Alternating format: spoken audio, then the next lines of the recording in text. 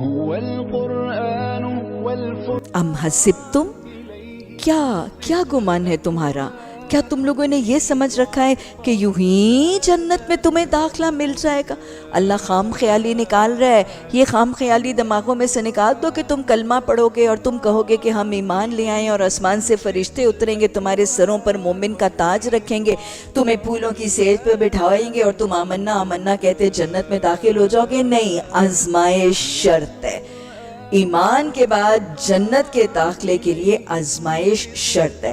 تو اللہ کہہ رہے تمہارا کیا خیال ہے، تم یوں ہی جنت میں داخل ہو جاؤ گے، حالانکہ ابھی تم پر تو وہ سب کچھ گزرا ہی نہیں جو تم سے پہلوں پر گزر چکا ہے۔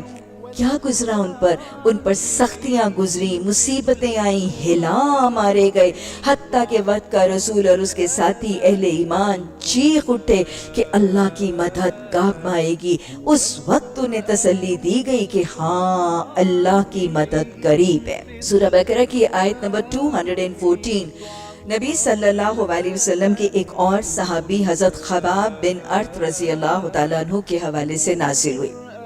یہ وہ صحابی ہیں بالکل ابتدا میں اسلام قبول کرنے والے ساتھیوں میں سے ایک ہیں۔ یہ غلام تھے اور ان کو بہت زیادہ اذیت رسانی اور ٹارچر اور پرسیکیوشن کا شکار کیا گیا۔ ایک دن جب ان کے مالکوں نے بہت ہی زیادہ اذیتیں دیں تو پھر یہ بہت پریشان ہو کر نبی صلی اللہ علیہ وسلم کی خدمت میں حاضر ہوئے۔ راوی فرماتے ہیں کہ رسول اللہ صلی اللہ علیہ وسلم خانہ کعبہ کی دیوار کے ساتھ، اس کے پردے میں خانہ کعبہ کی دیوار کے ساتھ ٹیک لگا کے تشریف فرماتے، اور حضرت خباب بن ارت رضی اللہ تعالیٰ عنہ نے آ کر فرمایا کہ یا رسول اللہ صلی اللہ علیہ وسلم اب تو تکلیفوں کی حد ہو گئی، اللہ کی مدد کب آئے گی؟ تو پھر یہ آیت بھی نازل ہوئی اور اللہ کے رسول صلی اللہ علیہ وسلم نے حضرت خباب بن ارت رضی اللہ تعالیٰ عنہ کو مخاطب ہو کر فرمایا، خباب صبر کرو، صبر کرو، تم پر ابھی وہ اترا ہی نہیں جو تم سے پہلوں پر اترا تھا۔ خباب ان کو گڑھوں میں بٹھا کے ان کے سروں پہ لوہے کے آرے چلا دیے جاتے تھے۔ خباب ان کی کھال میں، ان کی گوشت میں ہڈیوں تک لوہے کے کنگھے گھسیٹے جاتے تھے۔